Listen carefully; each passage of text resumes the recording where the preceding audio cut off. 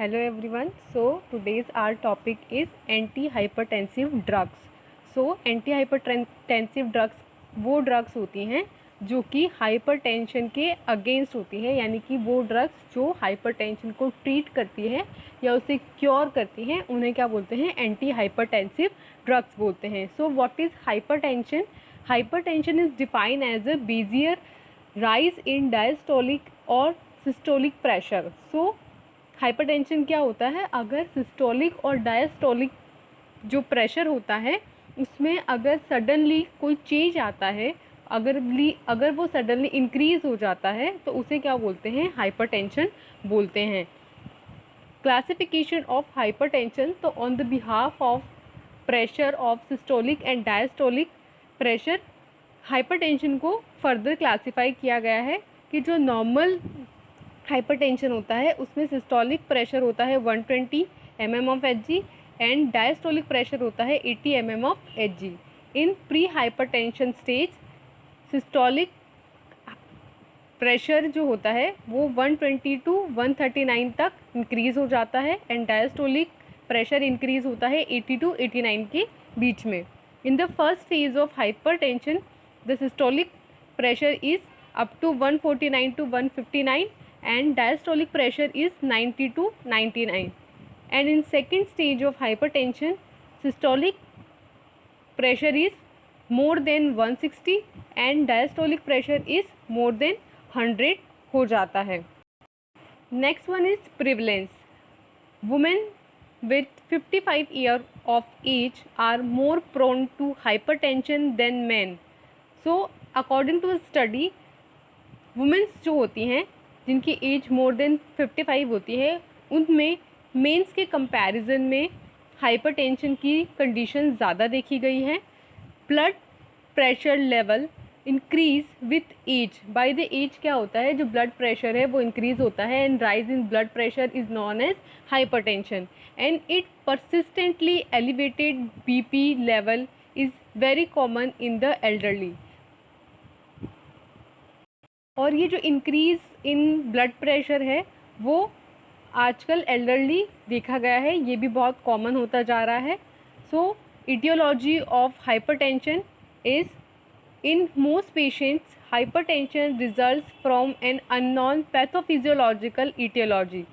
Most of the जो patients होते हैं उनमें जो हाइपरटेंशन की कंडीशन होती है वो अननोन होती है, उसका रीज़न नहीं पता होता है कि क्यों हाइपरटेंशन की कंडीशन इन पेशेंट्स में हो रही है, उनमें मिल रही है. सो इस बिहाफ पे दो टाइप के हाइपरटेंशन होते हैं. फर्स्ट वन इज़ असेंशियल और primary hypertension and second one is secondary hypertension. जो प्राइमरी हाइपरटेंशन है, this form of hypertension can not be cured but it can be control. इसे क्योर नहीं किया जा सकता पर इसे कंट्रोल किया जा सकता है. Where is a small percentage of patients have a specific cause of their hypertension in secondary hypertension. secondary hypertension जिनको होता है उनका कोई रीज़न होता है, कोई स्पेसिफिक कोज होता है कि इसकी वजह से इन पेशेंट्स में हाइपरटेंशन की कंडीशन फाउंड हो रही है. सो जो प्राइमरी है उसमें हमें रीज़न नहीं पता होता और जो सेकेंडरी होता है उसमें हमें रीज़न पता होता है कि किस वजह से हाइपरटेंशन कोज हो रहा है. सो जो हमारा प्राइमरी हाइपरटेंशन है उसे असेंशियल हाइपरटेंशन भी बोला जाता है because more than 90% of individuals with hypertension have essential hypertension, क्योंकि ये मोस्ट ऑफ द इंडिविजुअल्स में फाउंड होता है. Numerous mechanism have been identified that main contribute to the pathogenesis of this form. बहुत सारे मैकेनिज्म हैं जिनकी वजह से हाइपरटेंशन ये वाला कोज होता है और बहुत सारे फैक्टर्स हैं जो इसकी फिजियोलॉजी को डिस्क्राइब करती हैं. So identifying the extract underlying abnormality is not possible. इसी वजह से इसका हम एक एक्यूरेट रीज़न नहीं बता सकते कि ये स्पेसिफिकली किसकी वजह से हो रहा है, क्योंकि ये बहुत सारे फैक्टर्स हैं जिनकी वजह से असेंशियल हाइपरटेंशन हो सकता है और ये मोस्ट ऑफ द इंडिविजुअल्स में फाउंड होता है. Next one is secondary hypertension. Fewer than 10% of patients have secondary hypertension. कुछ 10% लोगों में ये फाउंड होता है where either a combined disease और drugs is responsible to elevate PP, जिसमें कुछ स्पेसिफिक डिजीज़ेज और कुछ स्पेसिफिक जो ड्रग्स हैं वो अपना रोल प्ले करती है ब्लड प्रेशर के इंक्रीज़ होने के लिए. In most of these cases renal dysfunction resulting from severe chronic kidney disease और renovascular disease is most common secondary cause. तो ये जो केसेस है इनमें most of the renal dysfunction की वजह से ये होता है. जो सीवियर क्रॉनिक किडनी डिजीज़ हो सकती है और रीनल वैस्कुलर डिजीज़ हो सकती हैं जो कि इसके के होने के लिए रिस्पॉन्सिबल होते हैं. नेक्स्ट वन इज़ कौन कौन सी डिजीज़ेज हैं जो हाइपरटेंशन के लिए रिस्पॉन्सिबल हैं. सो उसमें है पहली chronic kidney disease, second is obstructive sleep apnoea. अगर आप प्रॉपर स्लीप नहीं ले पा रहे हैं तो वो भी एक हाइपरटेंशन का रीज़न हो सकता है. Parathyroid disease, pheochromocytoma which means tumor in kidney, adrenal gland and thyroid disease. Prescription drugs, कौन कौन सी ड्रग्स हैं जो हाइपरटेंशन के ट्रीटमेंट के लिए दी जाती हैं. सो उनमें मेनली है adrenal steroids, because adrenal gland की वजह से भी हाइपरटेंशन हो रहा है तो ऑफकोर्स उसको को ट्रीट करने के लिए क्या देंगे, एड्रीनल स्टेरॉइड्स देंगे. एम्फेटामिन्स, एनरॉक्सिएंट्स, decongestants, non-steroidal anti-inflammatory drugs. So these are the drugs which is prescribed for hypertension, and the food substances are sodium, ethanol and liqueurs. Next one is blood pressure regulation. कौन कौन से factors हैं जो blood pressure को regulate करते हैं. So जो हमारा ब्लड वॉल्यूम है उसमें सोडियम, मिनरलोकॉर्टिकॉइड्स एंड ANF यानी एट्रियल नेट्रीयूरेटिक पेप्टाइड्स, ये जो होते हैं ये ब्लड वॉल्यूम के लिए रिस्पॉन्सिबल होते हैं और ये फाइनली कार्डियक आउटपुट पे इफ़ेक्ट डालते हैं. Various humoral factors like congesters and dilators, constrictors में हैं angiotensin second, catecholamines, thromboxane, leukotrienes and endothelin. These are the constrictors. And dilators में है prostaglandins, kinins and nitric oxide which are humoral factors which affect on peripheral resistance. Local factors में है auto regulation, pH and hypoxia which also effect on peripheral resistance. Neural factors में है constrictor में alpha adrenergic and dilators में beta adrenergic which also affect peripheral resistance. Here is cardiac factors like heart rate and contractility which affects cardiac output, and both this cardiac output and peripheral resistance affect blood pressure.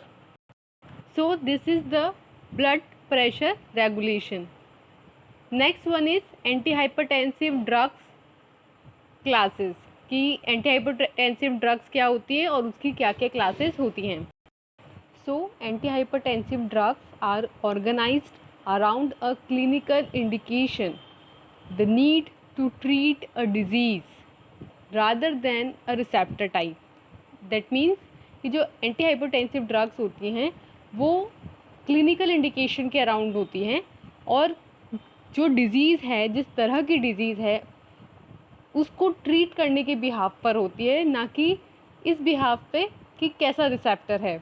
The drugs covered in this unit have a variety of mechanism of action including diuresis, sympathoplegia, vasodilation and antagonism of angiotensin, and many agents are available in most categories. So इस chapter में जो हम drugs देखेंगे वो different class से belong करती हैं. जैसे कुछ डायूरेटिक ड्रग्स होंगी, कुछ सिम्पैथोमाइमेटिक होंगी या सिम्पैथोप्लेजिया से रिलेटेड होंगी, कुछ वैसोडायलेशन से रिलेटेड होंगी, कुछ एंजियोटेंसिन को एंटागोनाइज कर रही होंगी, और भी डिफरेंट टाइप की एजेंट्स को हम स्टडी करेंगे। Note, anti-hypertensive drugs have then never been more important. Along with diet and exercise, they remain one of the most effective method to reduce high blood pressure. That means कि hypertension को treat करने के लिए आपको बहुत ज़्यादा drugs लेने की रिक्वायरमेंट नहीं होती है। आप simply by diet regulation and by exercise आप ब्लड प्रेशर को रेगुलेट कर सकते हैं। Next one is anti hypertensive drug classes are as follows. इसमें फर्स्ट आती हैं आपके ACE inhibitors, second is angiotensin second receptor antagonist, third is diuretics, fourth is calcium channel blockers, fifth is beta blockers, six is alpha blockers, seventh is alpha 2 blockers, eighth is renin inhibitors, ninth is vasodilators. For each drug classes, we offer an mechanism of action, drug interactions, side effects and relevant clinical features. तो हर class का अपना एक अलग mechanism है, अलग drug interactions हैं, अलग side effects हैं, अलग क्लिनिकल सिम्टम्स हैं, अलग वे ऑफ ट्रीटमेंट है। So different classes anti hypertensive की यहाँ बताई गई है। So drug used in hypertension are diuretics, second one is sympathoplegia blockers, जिसमें आएंगे आपके अल्फा एंड बीटा रिसेप्टर्स, जिसमें आएंगे आपके प्राजोसिन एंड प्रोपेनानॉल। नर्व टर्मिनल्स में आएंगे ग्वेनेथिडिन, गैंग्लिया में हेक्सोमिथोनियम एंड CNS सिंपैथेटिक आउटफ्लो, जिसमें आएंगे आपके क्लोनिडीन। नेक्स्ट आपके होंगे वैसोडायलेटर्स, जिसमें आएंगे आपके older oral vasodilator which is hydralazine, calcium blockers which is nifedipine, parenteral vasodilators which is nitroprusside. Next जो आपकी क्लास होगी वो होगी एंजियोटेंसिन एंटागोनिस्ट, जिसमें दो तरह की एंजियोटेंसिन को आप इनहिबिट कर सकते हैं by ACE inhibitor which is captopril and receptor blocker which is losartan. Next class में भी रेनिन इनहिबिटर्स, जिसमें आपके आएंगी aliskiren. So ACE inhibitors which is angiotensin converting enzyme inhibitors, इसमें जो ड्रग्स आती हैं वो हैं रामेप्रिल, लेंसिनोप्रिल एंड पेरिनोडोप्रिल। इसमें हम पहली क्लास डिस्कस कर रहे हैं ACE इनहिबिटर्स की। इसका जो मैकेनिज्म ऑफ एक्शन है वो है कि ACE inhibitors are those drugs which are frequently use for the treatment of cardiovascular disorders including hypertension and heart failure. ये वाली जो क्लास की ड्रग्स होती हैं वो हाइपरटेंशन की और हार्ट फेलियर की जो कार्डियोवैस्कुलर डिजीज़ होती हैं, डिसऑर्डर्स होते हैं, उनको ट्रीट करने के लिए यूज़ की जाती हैं। बेसिकली ये क्या करती हैं, जो एंजियोटेंसिन कन्वर्टिंग एंजाइम होता है उसके साथ compete करती हैं और उसे इनहिबिट करती हैं बाय compete विथ इट। इसके जो साइड इफ़ेक्ट्स हैं वो हैं hypertension, first dose hypotension is prevalence with ACE inhibitors. तो अगर आप इसे ज़्यादा अमाउंट में देंगे तो हाइपरटेंशन तो ट्रीट हो जाएगा, लेकिन उसके रिजल्ट में हाइपोटेंशन भी कोज हो सकता है। Persistent dry cough due to pulmonary kinin accumulation. So second जो इसका साइड इफ़ेक्ट्स है वो है ड्राई कफ। नेक्स्ट इसका मैकेनिज्म ऑफ एक्शन, इसमें क्या होता है, जो एंजियोटेंसिन होता है वो रेनिन की प्रेजेंस में एंजियोटेंसिन 1 में कन्वर्ट हो जाता है, और ये एंजियोटेंसिन 1 एंजियोटेंसिन सेकेंड में कन्वर्ट होता है ACE यानी एंजियोटेंसिन कन्वर्टिंग एंजाइम की प्रेजेंस में। जब हम एंजियोटेंसिन कन्वर्टिंग एंजाइम इनहिबिटर देते हैं तो वो ACE के साथ compete करता है और उसे इनहिबिट कर देता है, उसकी जगह पे आकर बाइंड हो जाता है, जिसकी वजह से ACE अपना वर्क नहीं कर पाता और एंजियोटेंसिन सेकेंड नहीं बन पाता। तो अगर हमारा एंजियोटेंसिन सेकेंड बना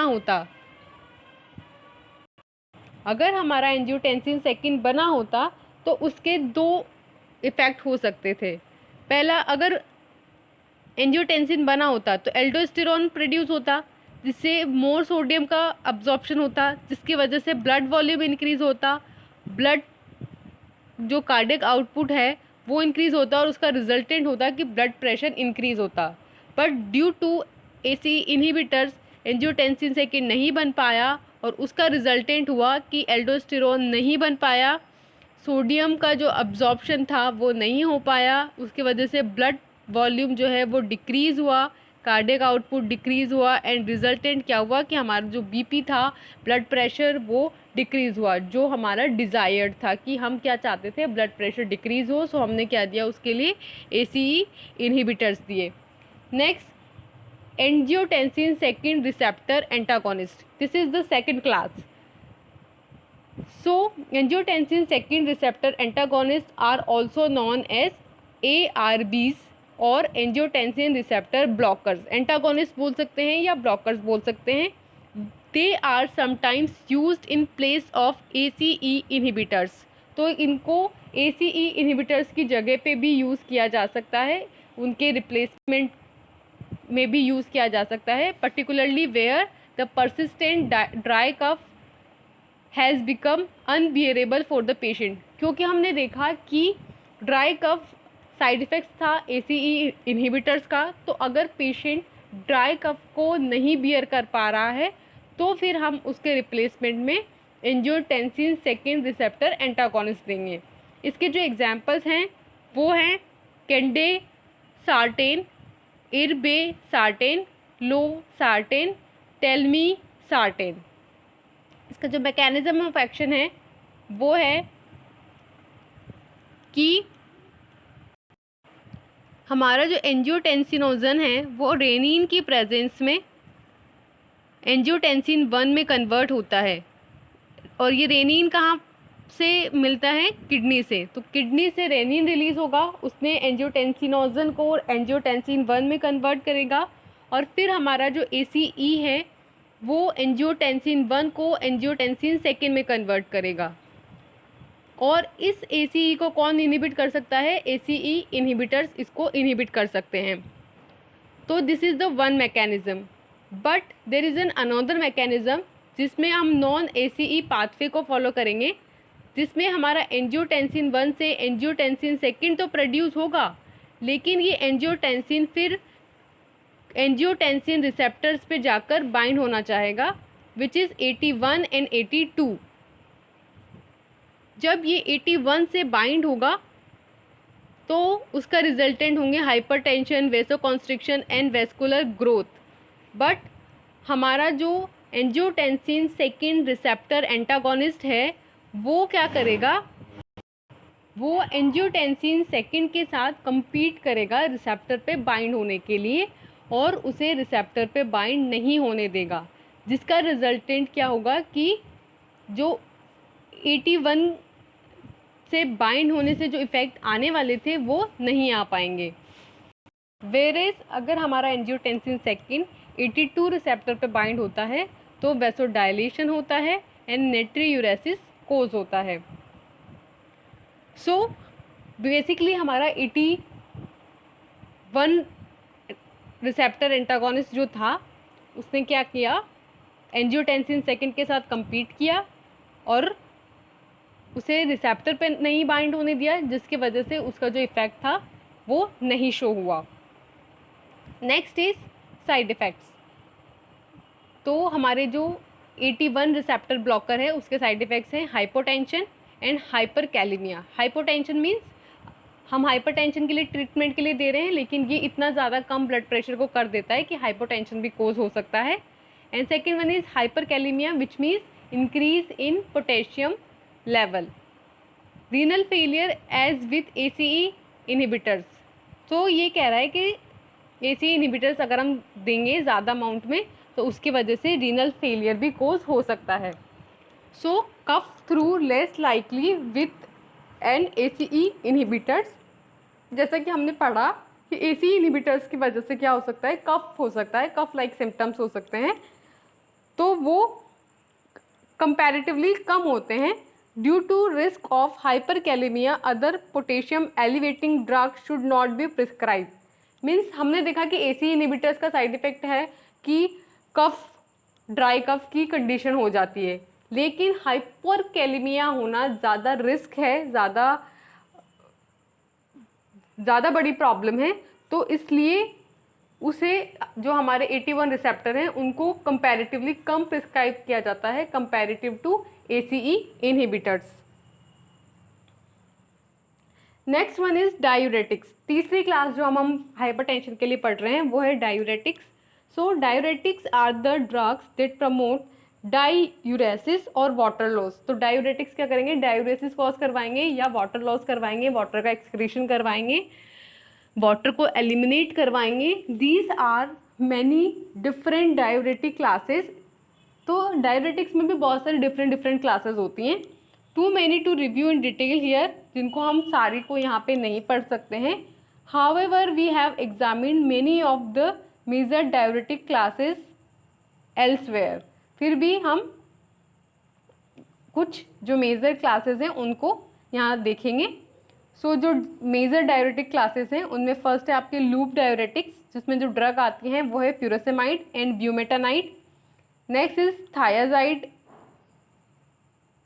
एंड थायाजाइड लाइक डायूरेटिक्स, जिसमें जो ड्रग्स आती हैं वो है bendroflumethiazide, hydrochlorothiazide, indapamide and metolazone. Next is potassium sparing diuretics, जिसमें जो ड्रग आती हैं वो है amiloride and spironolactone. Next, diuretics act at different points along the nephron. Basically जो हमारे डायूरेटिक्स हैं वो किस पे एक्ट करते हैं, नेफ्रॉन पे वर्क करते हैं। फॉर एन एग्जांपल जो लूप डायूरेटिक्स हैं वो एक्ट करेंगे थिक असेंडिंग लिम्ब पर, और जो हमारे थायजाइड डायूरेटिक्स हैं वो एक्ट करेंगे डिस्टल कन्वोलेंट ट्यूब्यूल्स पर, दैट इज DCT। इसके जो साइड इफ़ेक्ट्स हैं वो हैं in general terms the broad side effects associated with diuretics include. Loop diuretics के साइड इफ़ेक्ट्स हैं hypovolaemia, hypokalaemia, metabolic alkalosis and hyperuricaemia. Hypovolaemia means जो volume of blood है वो डिक्रीज़ हो जाता है। हाइपोकैलेमिया मीन्स पोटेशियम का लेवल डिक्रीज़ हो जाना। मेटाबॉलिक एल्कलोसिस का मीन्स है कि मेटाबॉलिक रिएक्शंस होना जिसके वजह से जो pH है वो इंक्रीज़ हो जाना। And hyperuricaemia which means increase in urine level in blood. Next is thiazide diuretics. इनके साथ जो साइड इफ़ेक्ट्स एसोसिएटेड हैं वो वही हैं जो लूप डायूरेटिक्स के साथ भी हैं, प्लस इसमें क्या होगा, हाइपरकैलेमिया होगा, सॉरी हाइपरकैल्सीमिया होगा एंड हाइपोनेट्रीमिया होगा, विच मीन्स कैल्शियम का लेवल तो increase and hyponatraemia means potassium का जो लेवल है वो डिक्रीज। नेक्स्ट इज हाइपरकैलेमिया, ये भी एक मेजर साइड इफ़ेक्ट्स हैं जो एमिलोडारोन, ट्राइएमिट्रीन और स्पायरोलेक्टोन जो ड्रग्स हैं उनके केस में देखा गया है। नेक्स्ट यहाँ पे एक डायग्राम है जिसके थ्रू सारे डायूरेटिक्स का एक्शन कहाँ पे कैसे होता है उसको एक्सप्लेन किया गया है। सो हमारा ग्लोमेरुलस है, हमारा जो नेफ्रॉन होता है उसमें हमारा फर्स्ट पार्ट होता है ग्लोमेरुलस, फिर होता है PCT which is proximal convoluted tubules, next होता है हमारा लूप ऑफ हेनले, फिर होता है हमारा DCT that is distal convoluted tubules, और फिर होता है हमारे कलेक्टिंग डक्ट। ये है हमारा ग्लोमेरुलस का पार्ट। इसमें एफरेंट आर्ट्रियोल से ब्लड जाता है और एफरेंट से ब्लड आता है, इधर से ब्लड आता है और इधर से जाता है, और यहाँ पे हमारा जक्स्टा ग्लोमेरुलस फिल्टरेशन होता है। सो इस पे जो वर्क करती हैं वो है एनसेट्स, PGI2, PGE2 एंड वेसोडाइलेटर्स जो होती हैं इस पे वर्क करती हैं। इसके अलावा जो हमारे डायूरेटिक्स हैं उनमें बेसिकली एंजियोटेंसिन सेकेंड, वेसोकॉन्स्ट्रिक्टर्स, और ACE इनहिबिटर्स जो होते हैं इस पे वर्क करते हैं। नेक्स्ट जो हमारा PCT होता है उसमें जो मेन फंक्शन होता है वो होता है रीअब्जॉर्प्शन एंड सिक्रीशन। सो यहाँ पे जो ड्रग एक्ट करती हैं वो होती हैं